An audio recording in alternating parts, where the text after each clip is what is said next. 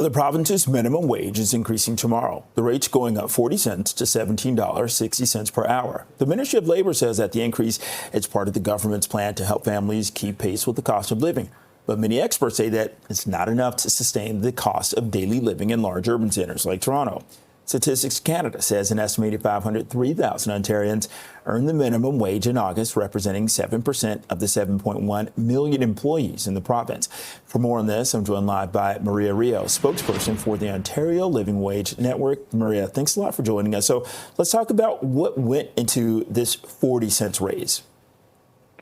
Yeah, so the Ontario government tends to raise the wages about 40 to 60 cents a year. So this year we're increasing it by 40 cents per hour. So it's going up from $17.20 to $17.60, which annualized before it was $35,776.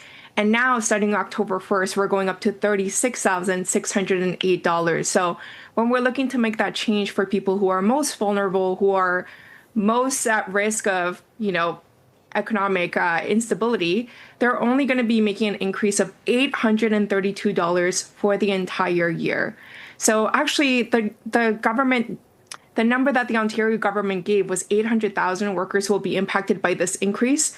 But unfortunately, many of these people who are on minimum wage are adults. 75% of them are adults. So for many adults living in urban centers like Toronto, as you said, this is supposed to make a big change, but unfortunately, $832 for the entire year. Personally, I don't see that going too far. Maria, what does this mean? I think it means that people will continue to fall behind in their bills or continue to have to make these difficult decisions. So not only are we seeing a huge increase of people accessing emergency services, so we saw Feed Ontario had a report last year that said over 1 million people were using food banks the 12 months previous to that.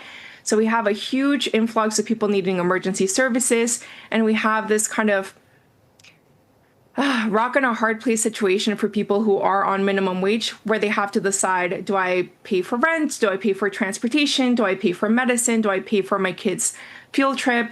And these are choices that they shouldn't have to make. We believe that if you are if you're working full time, you should be paid enough to live in your community. And that's what a living wage is all about. It's about a true cost of living for that community. It's not a blanket number that is applied throughout the entire province, but it's actually what it takes to live there and work there.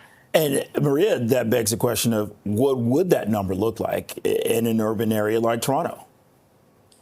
So in Toronto, the number is from last year. The new number will be released on November 10th, but the last year number was $26 an hour, or about $54,000 a year. So $8.40 more than the upcoming minimum wage, which is a huge gap for people. It ends up being $17,000 annualized between what they earn and what they need to survive. And the thing with the living wage, while I love it as a tool to combat working poverty, is it doesn't include anything above and beyond. So it doesn't include saving for retirement or going on vacation or an emergency vet bill or anything like that. So again, people are having to make these really hard choices and not able to plan for the future. Okay, Maria Rio, spokesperson for the Ontario Living Wage Network. Thank you. Thank you.